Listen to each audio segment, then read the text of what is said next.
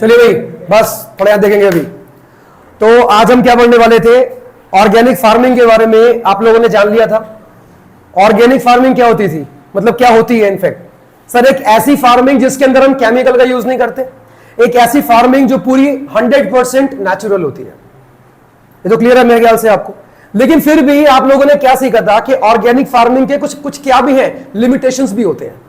अगर इसके बेनिफिट्स मिलते हैं तो इसके साथ में क्या भी होते हैं, there are certain limitations also. कुछ याद है उसके बारे में? ऑर्गेनिक फार्मिंग के लिमिटेशन के अंदर पहला पॉइंट क्या लिखा था आप लोगों ने? लेस पॉपुलर क्यों है? जब हेल्दी फूड है उसके अंदर, हेल्दी फूड है उसके अंदर और कोई केमिकल का यूज नहीं है, नेचुरल टाइप से फार्मिंग की जाती है, तो फिर इतनी फेमस क्यों नहीं है? बताओ। टाइम कंज्यूमिंग है, सबसे ज्यादा समय खाती है ऑर्गेनिक फार्मिंग, क्योंकि नेचुरल ढंग से होती है। नहीं ऐसा भाई? जरा आप 2 मिनट के लिए सोचो कि आप लोगों ने इसी बुक के अंदर एक चैप्टर था जिसके अंदर HYV सीड्स के बारे में आप लोगों ने पढ़ा होगा। उसमें क्या था? क्रॉप्स बहुत जल्दी उगते थे HYV सीड्स का यूज करके, और उसके साथ आपको क्या भी इस्तेमाल करना होता था? Pesticides, chemical fertilizers. क्या मानते हो कि HYV सीड ऑर्गेनिक फार्मिंग का पार्ट है? बिल्कुल भी नहीं, क्योंकि उसके अंदर केमिकल का यूज था। ये तो क्लियर है आपको मेरे ख्याल से। और उसके अंदर पैदावार नॉर्मल से 10 टाइम्स ज्यादा थी। तो इसका मतलब साफ है कि अननेचुरल ढंग से जो फार्मिंग आप लोग करते हो उसके अंदर आपको आउटपुट अच्छा मिलता है, ज्यादा मिलता है इनफैक्ट। लेकिन उसकी क्या कमी थी? Use of chemicals. और अगर केमिकल का इस्तेमाल होगा तो इनडायरेक्टली हम क्या कंज्यूम कर रहे होते हैं? केमिकल का, मतलब हम लोग जो है अपने बॉडी के अंदर इंटेक कर रहे होते हैं, जो कि हमारी हेल्थ के लिए काफी ज्यादा हार्मफुल होता है। ये हम जान चुके थे। लेकिन ऑर्गेनिक फार्मिंग के अंदर ये सबसे बड़ी दिक्कत है कि ये सब टाइम कंज्यूमिंग है, क्योंकि जो चीज नेचुरल स्टाइल से हो रही है, नेचुरल ढंग से हो रही है, ऑब्वियस ही बात है कि उसके अंदर टाइम लगता है। इसको समझाने के लिए मैं आपको एग्जांपल देता हूं। बॉडी बिल्डिंग होती है, बॉडी बिल्डिंग करने के 2 रास्ते हैं। पहला है आपका स्टेरॉइड्स, केमिकल को मतलब इसमें आपका इस्तेमाल करना। सेकंड नेचुरल, जिम जाओ, वहां पर जाओगे आप, 1-2 साल लग जाएंगे सर नेचुरल ढंग से बॉडी बनाने में, और 1-2 साल में भी 19-20 का आपकी बॉडी में फर्क आएगा। लोग देख के बोलेंगे मतलब इसका मतलब कि तुम बॉडी बिल्डिंग कर रहे हो, चेस्ट बन रही है, बाइसेप्स निकल रहा है। लेकिन वहीं अगर आप केमिकल का यूज करें, आर्टिफिशियल केमिकल्स अपनी बॉडी के अंदर डालें, इसको क्या हम क्या कहते हैं? स्टेरॉइड्स बोलते हैं। कैप्सूल का इस्तेमाल करें, क्या मानते हो कि सर कम टाइम के अंदर बॉडी बन सकती है? बिल्कुल। लेकिन आफ्टर ऑल क्या है? वो केमिकल है, तो क्या भी आपकी बॉडी में होने के चांसेस हैं साइड इफेक्ट्स। लेकिन जो नेचुरल ढंग से आपने अपनी बॉडी बिल्डिंग करी है, कहते हैं वो लाइफ लॉन्ग रहती है, काफी लंबे टाइम तक, और बॉडी पे कोई भी हार्मफुल इफेक्ट नहीं छोड़ेगी। लेकिन जो केमिकल से बनी है, कभी आप ध्यान देना, ज्यादातर बॉडी बिल्डर्स हार्ट फेल से मरते हैं। क्यों होता है ऐसा? क्योंकि इतने सालों तक जो उन्होंने अपनी बॉडी के अंदर केमिकल्स का इनटेक किया होता है, उसका रिजल्ट होता है। ये पॉइंट क्लियर हुआ नहीं हुआ? ये बात सही है कि केमिकल का यूज करके आपको रिजल्ट्स कम टाइम के अंदर मिल सकते हैं, लेकिन उसके साइड इफेक्ट्स भी होते हैं। यही है ऑर्गेनिक और इनऑर्गेनिक फार्मिंग का पूरा कॉन्सेप्ट। ये तो क्लियर हो गया होगा। इनऑर्गेनिक फार्मिंग करो यार, अच्छा है, कम टाइम के अंदर आपको रिजल्ट अच्छे मिल सकते हैं, लेकिन आपको यह नहीं भूलना चाहिए कि आफ्टर ऑल आप किसका यूज कर रहे हो? यू आर यूजिंग केमिकल्स, और केमिकल्स का साइड इफेक्ट्स ना हो ऐसा मुमकिन नहीं। आपको नेगेटिव रिजल्ट्स का सामना करना पड़ेगा। बात समझ में आ रही है? इसके अलावा ऑर्गेनिक फार्मिंग का लिमिटेशन क्या था? नंबर 2, जरा पढ़ना, क्या लिखा था आपने? लो यील्ड का मतलब क्या होता है? लो प्रोडक्शन। क्यों? HYV सीड से आउटपुट 10 टाइम्स, नेचुरली बहुत कम। क्यों सर? क्योंकि केमिकल से जब कोई चीज बनती है तो उसका रिजल्ट कई ज्यादा गुना होता है, जैसा कि आपने HYV सीड्स के मामले में आपने ये जान रखा है। राइस एंड व्हीट, उसका cultivation 10 times more as normal और एज नेचुरल। वास्तव में आ रही है? अब क्योंकि नेचुरल स्टाइल से अगर आप फार्मिंग कर रहे हो तो बट ऑब्वियस है कि केमिकल का इस्तेमाल नहीं कर रहे होगे, तो आपको आउटपुट भी कम मिलेगा सर। नेक्स्ट पॉइंट क्या था? ये था, ठीक है। इसके अलावा क्या था?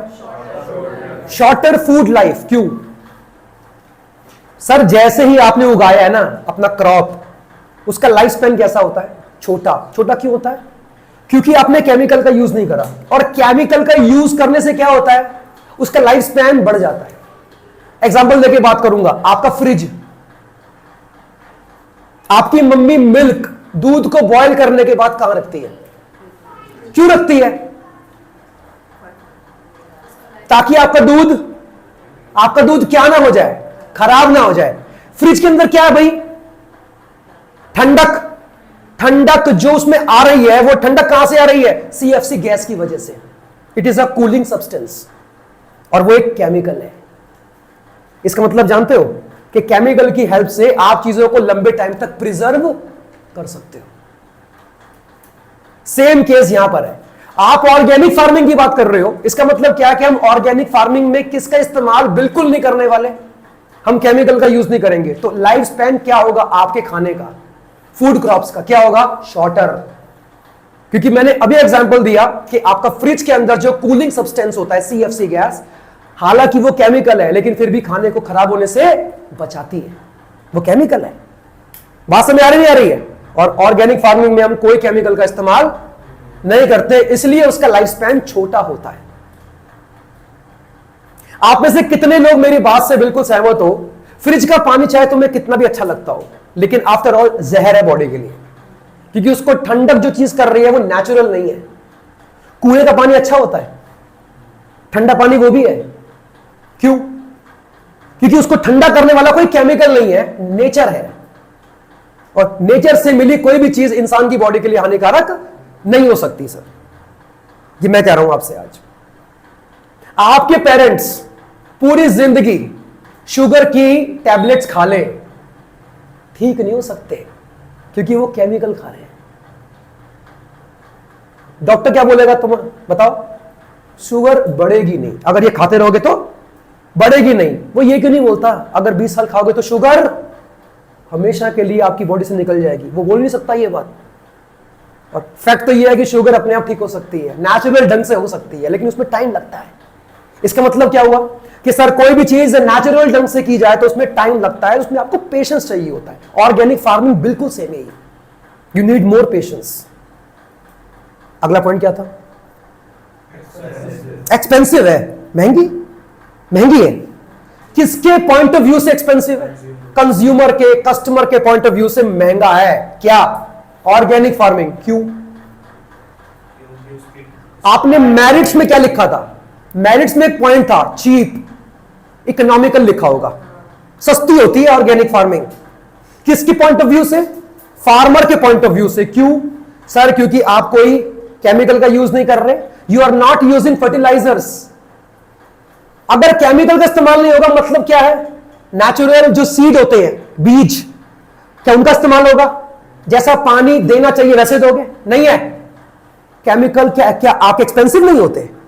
एक्सपेंसिव है। HYV सीड्स काफी एक्सपेंसिव थे, इसलिए उसको इंडिया के बहुत सारे फार्मर्स अफोर्ड नहीं कर पा रहे थे। हाँ है ना?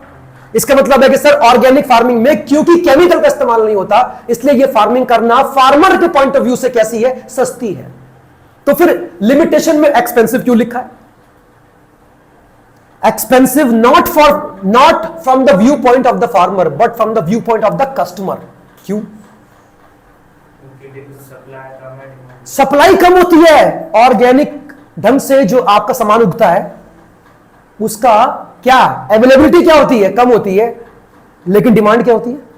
डिमांड हाई होती है। अच्छा, डिमांड क्यों हाई होती है ऑर्गेनिक फूड्स की? अरे सुनो ध्यान से, ऑर्गेनिक फूड्स की डिमांड हाई है, मानते हो? Not only in India but also in the international markets.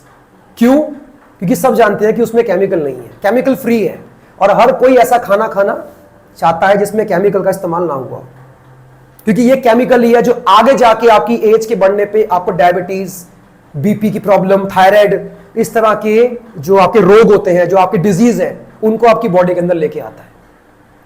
बात समझ आ रही नहीं आ रही है? तो ये महंगा है from the view point of customer, क्योंकि उसका डिमांड ज्यादा है, अवेलेबल कम है मार्केट में। और लव डिमांड कहता है सर अगर डिमांड हाई है, डिमांड अगर हाई है तो वो चीज महंगी हो जाती है। ये क्लियर हो गया होगा? That was the concept of organic farming. अब यहां तक अगर कोई चीज आपको पूछनी है तो पूछ लीजिए, वरना फिर हम आगे बढ़ेंगे। आगे बढ़ सकते हैं, चलिए। हाँ जी, चलिए आज हम नया जो टॉपिक पढ़ने वाले हैं, जरा देख के बताओ नाम क्या है उसका। टॉपिक का नया नाम मैं बोल रहा हूं, थोड़ा ध्यान देना आप लोग। चैप्टर का नाम क्या था? रूरल डेवलपमेंट, शॉर्ट में क्या बोल सकते हैं? आरडी। रूरल डेवलपमेंट, गांव का विकास। हाँ जी, ग्रोथ नहीं लिखा, क्या लिखा है? डेवलपमेंट। फर्क होता है, ग्रोथ डेवलपमेंट क्या फर्क होता है? GDP growth, economic growth, economic development, क्या फर्क है? इकोनॉमिक ग्रोथ का मतलब क्या है? Only we are focusing on maximizing the GDP, that is growth. And what is development? Growth करने के साथ साथ एम्प्लॉयमेंट को भी बढ़ाएं, that is your what? Development. Growth के अंदर हम देश के अंदर की जो कंडीशंस है ना, उसके ऊपर नहीं ध्यान देते। जीडीपी बढ़ रहा है तो भैया ग्रोथ हो रही है, लेकिन मेन फंडा क्या है? डेवलपमेंट कितना हो रहा है? बात तो सारी वही है। चलिए हम पढ़ लेते हैं। आपको याद होगा कि हमने इस चैप्टर का इंट्रोडक्शन लिया था, बताओगे क्या था? Rural development refers to continuous and comprehensive socio economic process attempting to improve all aspect of the, क्या लिखा है? Rural life. देखो यहां पे जो मेन पॉइंट्स है जिनके ऊपर आपको फोकस करना है वो क्या है? पढ़ना क्या लिखा है? Continuous and comprehensive socio economic process. मतलब क्या कहने का? हमें गांव के अंदर किन दो अलग अलग हिस्सों में विकास करना है? पहला क्या लिखा है? पढ़ना, सोशल एंड इकोनॉमिकल। मतलब लोगों की सोच चेंज होनी चाहिए, that is your social development. लोगों के पास पैसा आना चाहिए, दैट इज इकोनॉमिक डेवलपमेंट। क्या मानते हो कि गांव के अंदर ये दोनों चीजें होंगी तभी गांव के एरियाज आगे बढ़ सकते हैं? अरे बताओ भाई, सिंपल सी बात है। तो उसी के ऊपर गवर्नमेंट बात करती है। बजट्स हर साल पार्लियामेंट के अंदर पेश होते हैं और हर साल बजट के अंदर इस चीज का गवर्नमेंट जिक्र करती है कि इस बार हम कितना पैसा एग्रीकल्चर या रूरल डेवलपमेंट पे लगाने वाले हैं। जवाब दो, क्यों लगाएं? अर्बन, हम कहां रहते हैं? We are living in the urban areas. गांव आगे बढ़े ना बढ़े, हमें क्या मतलब? आप जवाब दो मुझे, क्यों चाहिए? रूरल डेवलपमेंट के ऊपर फोकस हर साल गवर्नमेंट करती है। सवाल है क्यों करती है? बताओ क्यों करती है? शहरों का विकास क्यों हो रहा है? क्योंकि वहां पे क्या आ रही है? इंडस्ट्रीज आ रही है। मानते हो? इंडस्ट्रीज के अंदर क्या बनता होगा? Goods and services. गुड्स बनने के लिए क्या चाहिए? Raw material. कहां से आएगा? फ्रॉम एग्रीकल्चरल सेक्टर से आएगा। और वही पीछे अगर आपका, तो भैया आने वाले टाइम के अंदर आपका इंडस्ट्रियल सेक्टर भी कमजोर हो जाएगा। यह बात तय है। बात समझ आ रही है? और ऊपर से देश की ज्यादा आबादी कहां रहती है? आज भी गांव के अंदर रहती है सर। आज भी शहरों को ना बोलना कि शहरों के अंदर लोग ज्यादा रहते हैं, नहीं। मैंने पहले भी आपसे कहा था, शहरों के अंदर आपको भीड़ मिलेगी ज्यादा। क्यों मिलेगी भीड़ ज्यादा? भीड़ क्यों मिलती है यहां पे? सर पर स्क्वायर किलोमीटर पे लोग ज्यादा है, इसलिए भीड़ में लगती है। हमको लगता है कि यहां पे क्या है? आबादी बहुत ज्यादा है, लेकिन असल में सच ये है कि गांव के अंदर आज भी लोग बहुत ज्यादा रहते हैं। इसलिए वहां का डेवलपमेंट होना जरूरी है, क्योंकि अगर वहां का विकास नहीं होगा तो अच्छी लाइफ की खोज में वो लोग कहां पर आएंगे? शहरों में आएंगे। शहरों के अंदर लेबर फोर्स बढ़ जाएगी, नहीं है? हर चीज का डिमांड बढ़ जाएगा सर, और शहरों के अंदर आपकी महंगाई और बढ़ सकती है। इसलिए चैप्टर का नाम क्या रखा गया? Rural development. अर्बन नहीं, क्या बोला? ग्रामीण क्षेत्रों का विकास करना जरूरी है। गवर्नमेंट की पहली प्रायोरिटी में आती है ये, on the first priority of the government. आगे बढ़ सकते हैं। आज भी ज्यादा अनपढ़ लोग कहां रहते हैं? अर्बन या रूरल में? गांव के अंदर। क्यों? स्कूल है वहां पे अवेयरनेस है, इतना पैसा है उनके पास। अरे बोलो भाई, आज भी गांव का आदमी ज्यादा बच्चे पैदा करने में विश्वास करता है। क्यों करता है? उसको क्या लगता है? जितने ज्यादा बच्चे होंगे ना, उतना हम बच्चों से काम करवा सकते हैं, उतना घर के अंदर पैसा आएगा। जबकि शहरों की सोच क्या होती है? एक बच्चा करो, अपनी जमा पूंजी उस पर ही लगा दो ना, वो 10 के बराबर पैसा कमा सकता है सर, अगर वो कैसा है, पढ़ा लिखा है। क्लियर है? देखो यहां पे लिखा क्या है। हालांकि ये सब बातें हमने पढ़ ली हैं, हम बार बार इसके ऊपर बात नहीं करेंगे। इस चैप्टर के अंदर क्या पढ़ने वाले हैं, वो 3 पॉइंट है। जरा पढ़ना क्या लिखा है, पहला वाला क्रेडिट एंड मार्केटिंग, गांव की सबसे बड़ी समस्या है। वर्ड क्या लिखा है, बोलो फिर से। क्रेडिट का मतलब क्या होता है? फार्मर गांव के अंदर क्या चाहता है कि उसको अच्छी फार्मिंग करने के लिए क्या मिलना चाहिए? लोन मिलना चाहिए। लोन के लिए गांव के अंदर किसका होना इंपॉर्टेंट है? बैंकों का। बैंक है गांव के अंदर? मतलब ही नहीं। वही पढ़ने वाले हैं कि गांव के जो रीजन्स इतने बड़े बड़े हैं, उनका डेवलपमेंट तब होगा ना सर, जब वहां पे पैसा क्या होगा? इन्वेस्ट होगा। अरे बोलो भाई, किसी भी चीज का विकास कब होता है? When there is a development. कब होगा? जब वहां पे इन्वेस्टमेंट होगा। उसके लिए क्या चाहिए? पैसा चाहिए। लोन कौन देगा? पैसा लगाने के लिए लोन कौन देगा? बैंक देगा। बैंक है गांव के अंदर? नहीं है। जिसको देखो, हर प्राइवेट बैंक अपनी ब्रांच कहां पे खोलने को तैयार बैठा है? अर्बन एरियाज के अंदर। क्यों? उन्हें एक बात मालूम है, लोन देंगे तो यहां से अच्छा खासा हम इंटरेस्ट भी कमा सकते हैं। नहीं है? Second point. अच्छा, क्रेडिट एंड मार्केटिंग का मतलब क्या होता है? What is marketing? इंडिया का फार्मर क्रॉप्स को कल्टीवेट करना जानता है सर, लेकिन उसकी मार्केटिंग करनी नहीं आती उसे। अच्छा, मतलब बताओ क्या है इसका मार्केटिंग का? What is marketing? बेचना। बेचना होता है। Selling is a part of marketing. Marketing का मतलब बताओ, क्या मतलब है? चलो मैं आपसे एक बात पूछता हूं, सेलिंग एंड मार्केटिंग फर्क होता है? सेलिंग, मार्केटिंग डिफरेंस है? एक है। कॉमर्स पढ़ रहे हो तो ये दो तरह के टर्म्स के बीच का डिफरेंस आपको मालूम होना चाहिए सर। सेलिंग का मतलब क्या होता है? खाली बेचना है। मतलब खाली किससे है? बेचने से है। और बेचने के लिए हम यूज करते हैं टू टाइप्स ऑफ ऑप्शंस। पहला, परसुएशन, कस्टमर को कैसे भी करके कन्विंस करो कि हमारा सामान खरीदे।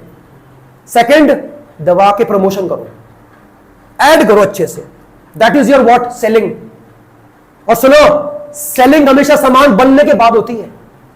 मार्केटिंग सामान बनने से पहले हो जाती है। मार्केटिंग का मतलब क्या है? Identifying need and want of the prospective customer. Customer चाहता क्या है, उसको बनाएंगे और तब बेचेंगे। नहीं हुआ क्लियर? अरे बोलो भाई, सेलिंग का कॉन्सेप्ट क्या कहता है? यहां पे सेलिंग वर्ड का लिखा है क्या? यहां पे लिखा क्या है? मार्केटिंग करना। सेलिंग का मतलब क्या है? दोनों का एक ही मकसद है, चाहे सेलिंग करो या क्या करो, मार्केटिंग करो, मकसद इज वन। वो क्या है? Profit maximisation. सेलिंग करने के पीछे का मोटिव क्या है?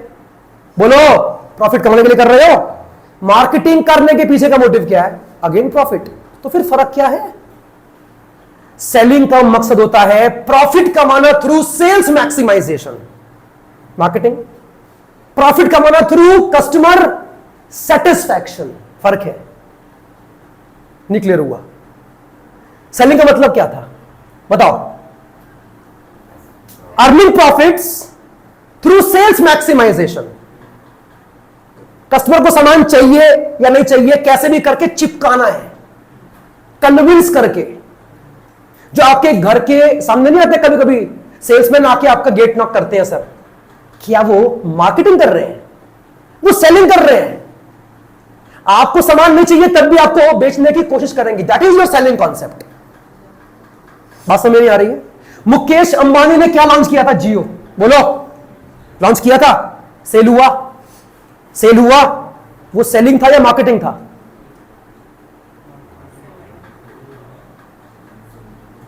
फंस गए? मुकेश अंबानी की कंपनी का नाम क्या बताया? रिलायंस इंडस्ट्रीज। क्या लॉन्च किया था? जियो। क्या था उसके अंदर? 6 महीने का टॉक टाइम फ्री, कीपैड वाला फोन था, 1500 का फोन था। नहीं ऐसा? हां, talk time free, net free, keypad वाले फोन के अंदर इंस्टाग्राम, फेसबुक, यूट्यूब, उसमें क्या नहीं था? मार्केटिंग है, सेलिंग है? कैसे मार्केटिंग हुई? सुनो, सही कह रहे हो, जस्टिफाई तो करके बताओ। मार्केटिंग कैसे है? कैसे? मैंने एक बात बोली, मार्केटिंग का मतलब क्या होता है? पहले नीड और वांट आइडेंटिफाई करो, चाहता क्या है कस्टमर, उसके बाद सामान बनाओ उसकी रिक्वायरमेंट के हिसाब से, तब बेचोगे, नहीं बिकेगा। बिका था उसका, खूब बिका था सर, क्योंकि उसने मार्केट की एक नीड आइडेंटिफाई कर ली थी कि कस्टमर सस्ते फोन के अंदर सब कुछ चाहता है, दिया उसने, पहले नीड एंड वांट को आइडेंटिफाई करा है, वो भी 1500 के अंदर सब कुछ मिल रहा है कस्टमर को।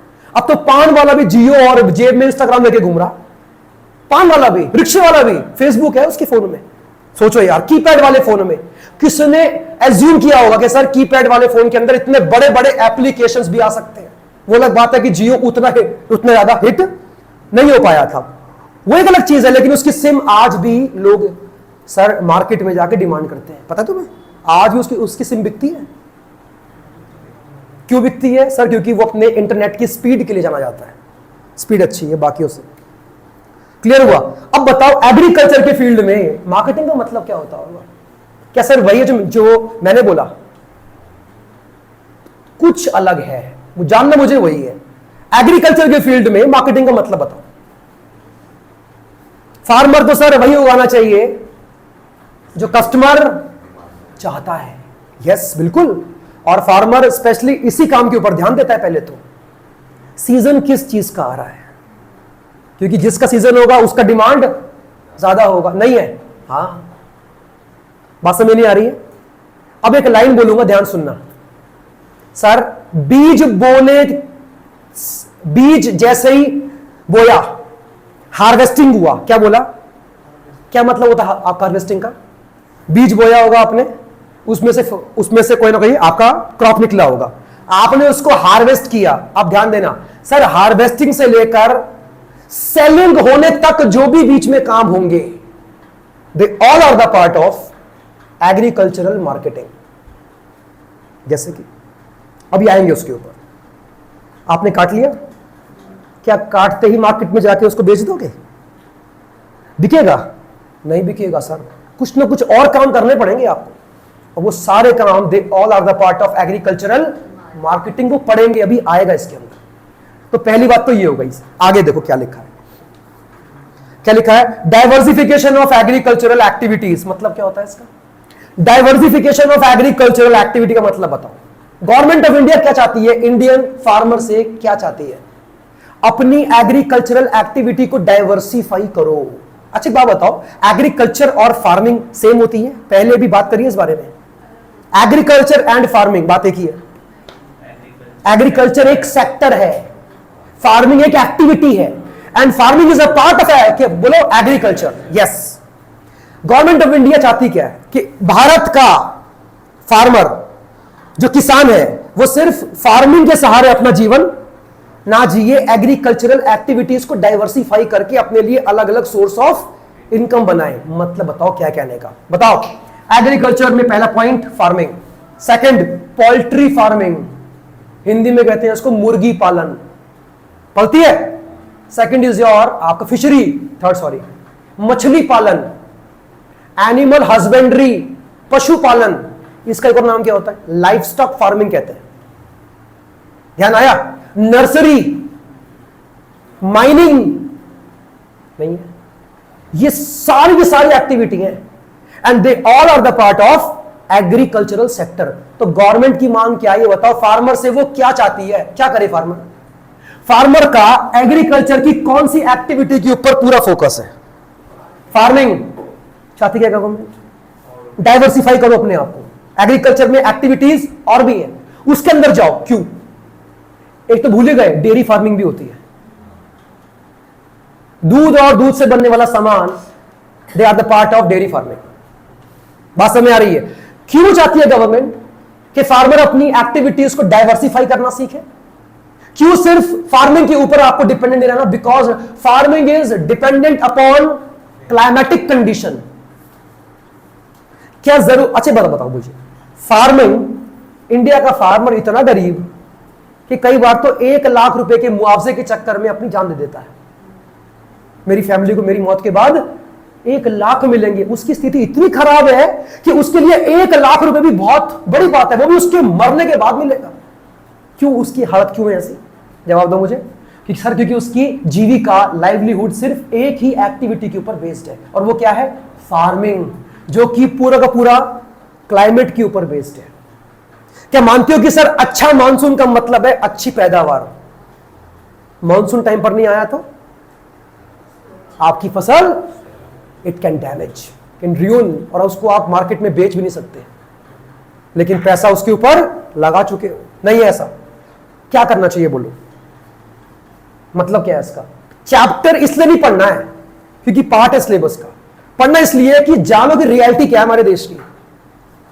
बताओ, फार्मिंग से हटके और बहुत सारे काम मैंने बोले। डेयरी फार्मिंग बोली मैंने आपके सामने, और की बोली थी? नर्सरी बोली, लाइवलीहुड हो गया, क्या कहते हैं उसको, लाइव स्टॉक फार्मिंग हो गया, और बोलो माइनिंग हो गया, फिशरीज हो गया। क्या गवर्नमेंट ऑफ इंडिया फार्मर से किस चीज की मांग कर रही है? फार्मिंग के अलावा इनमें से किसी दूसरी एक्टिविटीज में भी अपना हाथ मारो। क्यों? ताकि अगर किसी साल फार्मिंग से अगर पैसा ना बन पाए तो दूसरा भी सोर्स ऑफ इनकम होना चाहिए। नहीं होगा तो अल्टीमेटली किस पर आएगा बर्डन? गवर्नमेंट के ऊपर। क्या बोलेंगे लोग? भाजपा या कांग्रेस के राज में क्या हो रहा है? इतने फार्मर्स मर रहे हैं, आत्महत्या कर रहे हैं। क्या कर रही है गवर्नमेंट? क्या करती है सरकार? ध्यान नहीं दे रही। कौन बोलेगा? पार्टी जो किसमें होगी? ऑपोजिशन पार्टी बोलेगी।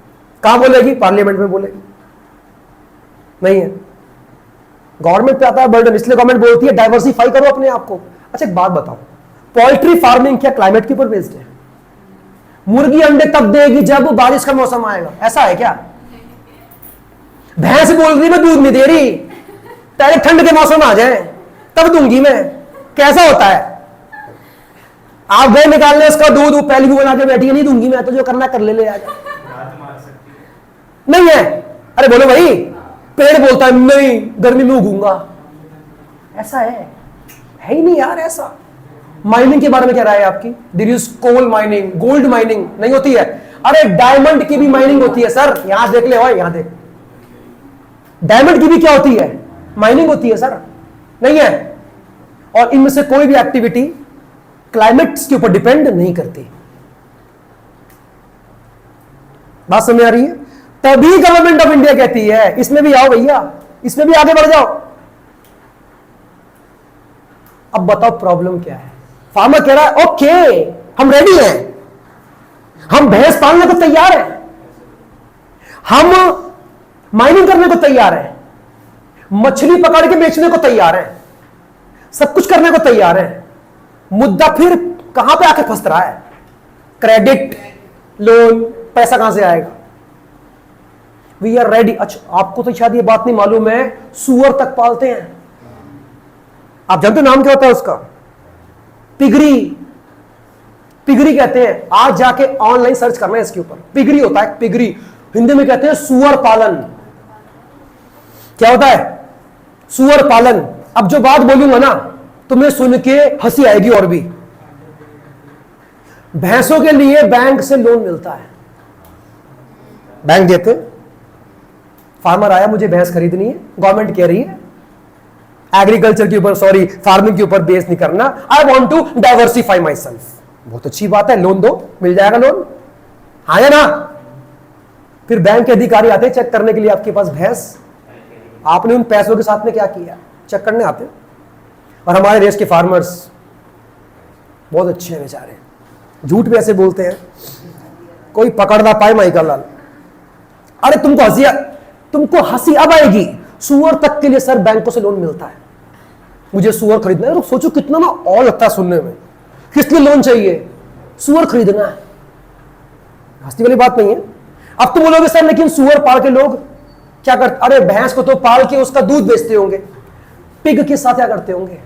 सर उसे काट के बेचते हैं। ये मत कहना सुअर का दूध भी बिकता है, कोई नहीं पीता आपको छोड़ के। हाँ आपको क्या बात कर रहा है भाई? हमारा दूध यहां से आता है, क्या नाम है आपका, डेयरी से आता है, टोकन डाला सीधा दूध आता है अंदर। क्या बात कर रहा है? पिग सुअर का दूध पिला रहा है। चलो छोड़ो, इसमें आगे बढ़े। ये पॉइंट क्लियर हुआ नहीं हुआ? ओए अगर दबे ना फेस पर बोलना सीख, ठीक है ना? चुप रह। आगे देखो। 2 पॉइंट हुए क्लियर? सेकंड पॉइंट क्लियर हुआ? अच्छा, थर्ड क्या बताना? ऑर्गेनिक फार्मिंग पढ़ चुके हैं सर, कितनी बार पढ़ाओगे? मैं डाउट पूछूं? आगे बढ़े, चलो देखो इसमें एक बात आती है। पहला क्या लिखा है जरा पढ़ना, प्रोसेस ऑफ रूरल डेवलपमेंट। बताओ क्या पढ़ने वाले हैं इसके अंदर? जब मैंने हेडिंग बोली तो तुम्हें क्या क्लियर हुआ? Process of rural development. गांव का विकास कब होगा? जब सर कुछ काम करोगे आप। पहला जरा पढ़ना क्या लिखा है, डेवलपमेंट ऑफ ह्यूमन रिसोर्स। मतलब क्या है? गांव के अंदर कौन लोग रहते हैं? फार्मर्स, लैंडलेस लेबर्स, और वो भी देश के लिए क्या है? Human resource. कब बनेंगे? फिलहाल तो मैन पावर ही है। ह्यूमन रिसोर्स में कन्वर्ट कब होगा? जब उन्हें एजुकेट किया जाएगा, जब गांव के लोग भी क्या होंगे? पढ़े लिखे होंगे। नहीं ऐसा? हाँ। और ऐसा करने में गवर्नमेंट भी काम करती है। कैसे? सर गांव के भी अंदर स्कूल खोल देती है सरकार। तो वो स्कूल भी कौन से होते होंगे? सरकारी स्कूल होते हैं। कोई प्राइवेट स्कूल वाला गांव के एरिया के अंदर स्कूल खोलने को तैयार नहीं होगा। क्यों नहीं होगा? उसे मतलब किस बात से? फीस से। क्या वहां के लोग फीस देंगे? 2200 रुपए, 5000 रुपया?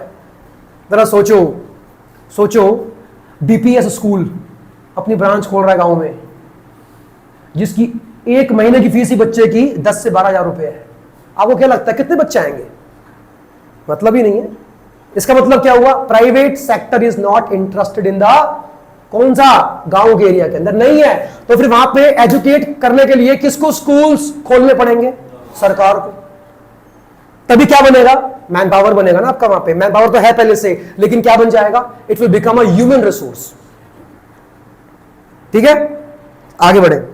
जरा पढ़ने का लिखा है, डेवलपमेंट ऑफ इंफ्रास्ट्रक्चर। मतलब गांव का विकास कब होगा? अच्छा, शहर क्यों इतने अच्छे हैं सर? क्योंकि शहरों के अंदर रोड अच्छी हैं, मीन्स ऑफ कम्युनिकेशन बढ़िया है, मीन्स ऑफ ट्रांसपोर्ट भी अच्छा है। नहीं है? बैंक है शहरों में, कॉलेजेस, हॉस्पिटल, तभी उनके पास क्या है? दे हैव बेटर इंफ्रास्ट्रक्चर, तभी वो आगे है। गांव में क्या चाहिए? ये सब चाहिए सर। ऐसा मत कहना सर गांव की रोड बिल्कुल प्लेन होती है, कच्चा एंड पक्का रोड का नाम सुना होगा, वो होती है। दिक्कत क्या है तो क्या हो गया? अगर रोड आपकी बिल्कुल प्लेन नहीं है, ऐसे ऐसे है, जिगजैग है, जिसको हम कच्चा एंड पक्का रोड भी कहते हैं, तो उसमें दिक्कत क्या है? रोड तो है। आप बताओ क्या दिक्कत है? सर जितनी कच्ची रोड पे ट्रैफिक चलता है ना, उतना आराम से चलता है, क्योंकि उसमें सामान होता है नहीं। और धीरे चलने का मतलब है टाइम लगाता है, जाम भी लगता है नहीं। इसलिए अरे बोलो भाई, इसलिए गांव के अंदर रोड्स का अच्छा होना क्या है? जरूरी है। इसके अलावा there should be a banking sector also, मतलब एक बैंकिंग भी वहां पे होना चाहिए। इसके अलावा स्कूल्स, कॉलेजेस, इसके अलावा मीन्स ऑफ प्रॉपर कम्युनिकेशन। चलो अब तो थैंक गॉड के काफी सारे गांव के अंदर अब आपके टावर भी आते हैं, टावर भी हैं, नेट भी काम करता है पूरा अच्छे से। एक टाइम था जब गांव के अंदर ये सब था ही नहीं। मतलब क्या कहने का? कम्युनिकेशन गांव का क्या था? जीरो। इसलिए वहां पे कोई भी बिजनेस फलता फूलता नहीं था। बात समझ आ रही है? नेक्स्ट पढ़ना क्या लिखा है? लैंड रिफॉर्म्स का मतलब क्या होता है? लैंड के मामले में काफी सारे चेंजेस गवर्नमेंट को लेके आने पड़ेंगे, तब तक वहां की स्थिति अच्छी नहीं हो पाएगी। सर किस मामले में? जरा एक बार पढ़ना, लिखा गया इसमें elimination of the exploitation of the land. क्या लिखा है? Land relations. जो लैंड के मालिक होते हैं ना, वो लैंडलेस लेबरों से काम करवाते हैं, दिहाड़ी कम देते हैं, काम ज्यादा करवाते हैं। सर ये जब तक ठीक नहीं होगा ना, जब तक हर फार्मर के पास अपनी खुद की लैंड नहीं होगी, तब तक उनकी कंडीशन ठीक नहीं हो सकती, तब तक गांव का विकास नहीं हो सकता। नेक्स्ट पॉइंट पढ़ना क्या लिखा है? Actualization of the goal of land to, क्या लिखा? Land to the tiller. मतलब क्या हुआ? जितने भी लैंड पे काम कर रहे हैं, असल में जमीनें उनकी ही होनी चाहिए, तभी वो उसके आउटपुट का रिजल्ट अपने ऊपर लगा पाएंगे। अदरवाइज फ्री में काम करते रहेंगे या बहुत कम पैसों में काम करेंगे। अब ये बताओ एक्सप्लॉइट कौन हो रहा है? जिसकी जमीन है या जो उस पर काम कर रहा है बेचारा? क्या लिखा उसके लिए, वर्ड क्या लिखा हुआ है, टिलर्स। ये गवर्नमेंट को स्टेप लेना पड़ेगा। आगे पढ़ना क्या लिखा है, improvement of the socio economic conditions of the rural poor by widening their land basis. क्या मतलब है कहने का, गांव में रहने वाले लोगों का सोशियो इकोनॉमिक बैकग्राउंड ठीक कैसे होगा बताओ, सोशियो एंड इकोनॉमिक। जब तक उनके पास खुद की जमीनें नहीं होंगी सर, ना तो उनके पास पैसा होगा और ना वो अपने बच्चों को पढ़ा पाएंगे। और बच्चों को पढ़ाने का मतलब क्या जानते हो, सोशल डेवलपमेंट। कैसे होगा, जब पैसा होगा। अच्छा, पैसे का होने से उनके बच्चों का मतलब क्या है सर, उनके बच्चों के पास प्रॉपर एजुकेशन कब आएगी, जब वो अपने बच्चों को अच्छे स्कूल्स के अंदर डालेंगे। और स्कूल में डालने के लिए क्या होना चाहिए, और पैसा कब आएगा उनके पास, जब जमीनें उनकी होंगी, उस पर काम करेंगे, उगेगा, बेचेंगे, पैसा कमाएंगे और अपने बच्चों को एजुकेट करेंगे। बात समझ आ रही आ रही है, एक चेन है भाई पूरी की पूरी जो काम करती है। नेक्स्ट पढ़ना, एलिविएशन ऑफ पॉवर्टी। जब तक गांव में से गरीबी दूर नहीं होगी, और क्यों है गरीबी अभी जान लिया हमने उसके बारे में। लैंड में लोग काम तो कर रहे हैं लेकिन उसके मालिक नहीं है, उन्हें क्या मिलता होगा उसके बदले में। क्लियर हुआ, पॉवर्टी को एलिमिनेट करने का सर एक ही रास्ता है कि हर फार्मर के पास अपनी खुद की जमीन का होना जरूरी है, और इसके ऊपर गवर्नमेंट आज तक काम करती आ रही है। और पढ़ना एक बार आखिरी पॉइंट क्या लिखा है, डेवलपमेंट ऑफ, क्या लिखा है, प्रोडक्टिव रिसोर्सेज का मतलब क्या होता है कहने का, वही बात जो मैंने अभी आपसे बोली थी, फार्मिंग के अलावा दूसरी एक्टिविटीज के भी अंदर अपना हाथ मारना, तब तक कंडीशन सर आपकी ठीक नहीं हो सकती। पॉइंट हुआ, क्लियर नहीं हुआ, जरा पढ़ लो एक बार फिर बैठ के बात करेंगे।